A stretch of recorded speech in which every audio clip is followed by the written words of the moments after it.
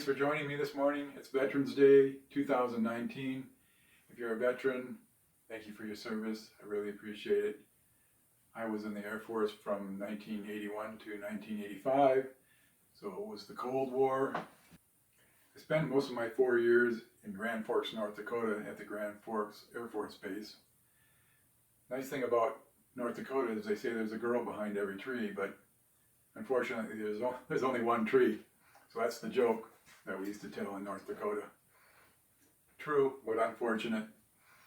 Nonetheless, I'd like to share a story of extreme chance, not so much paranormal or supernatural, but extreme chance, because in 1983, we had a B-52 land that returned from a mission early due to a popping circuit breaker for a fuel tank.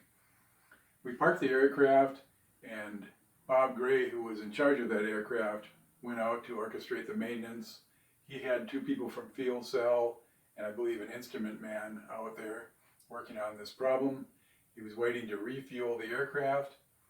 Now, the rest of us, we drove around in a maintenance truck and we took turns getting out to help whoever needed help with their aircraft at any particular time. Well, Bob was anticipating that this circuit breaker problem would be resolved and he'd be refueling the aircraft. So we pulled up in front of the airplane and it was my turn to get out.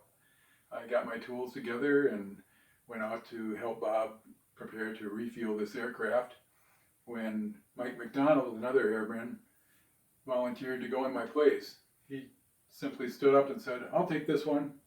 I'm like, "Oh, really?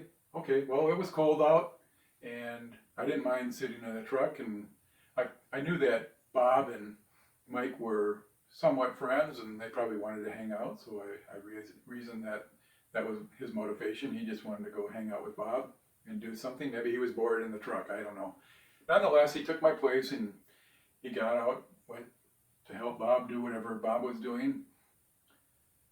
The rest of us that remained in the truck and the truck driver pulled forward about 40 feet when the driver realized he needed to look at some notes or some aircraft forms, so we stopped.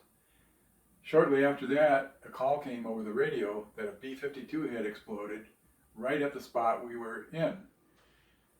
We all looked out the window and saw the B-52 we just pulled away from in flames.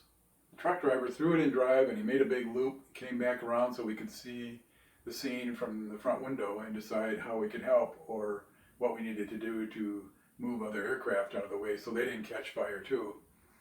We ended up spending the afternoon moving aircraft, towing and starting up engines and taxiing aircraft away from the fire to make sure we didn't lose any other equipment. Meanwhile, the fire department was there with their giant trucks spraying chemical retardant and water, whatever they use, foam on the aircraft trying to put out the fire. But it was just burning too ferociously. It ended up burning all the way down to a bare minimum skeleton laying on the tarmac. I'll attach a photo here that I found in the newspaper showing the scene after the fire was out. It was pretty horrific. 5 lives were lost. Both Bob and Mike, the 2 fuel cell people, and the instrument guy all perished in the fire. Nobody made it out alive. It was an odd experience for me, not only because of the disaster and the loss of lives, but that Mike had happened to take my place, and I couldn't help contemplating the idea that it could have been me. It really made me think about life and gratitude and chance. Leave a comment down below and let me know what you think. I'd really appreciate it. Also, again, I'd like to extend an invitation to share your stories. If you have a story you'd like to share, you can email me or leave me a note below. Let me know how to contact you. I'd love to share your story on the show. Hey, I almost forgot to show you my Frankenstein painting. It's about done. I still have to put a signature on and varnish it. Let me bring it a little close. I don't think the lighting's that good, but there she is. That'll be on eBay for $200. You'll be able to search oil painting or Frankenstein. My store is Amazing Art Gallery if you want to try to find it that way.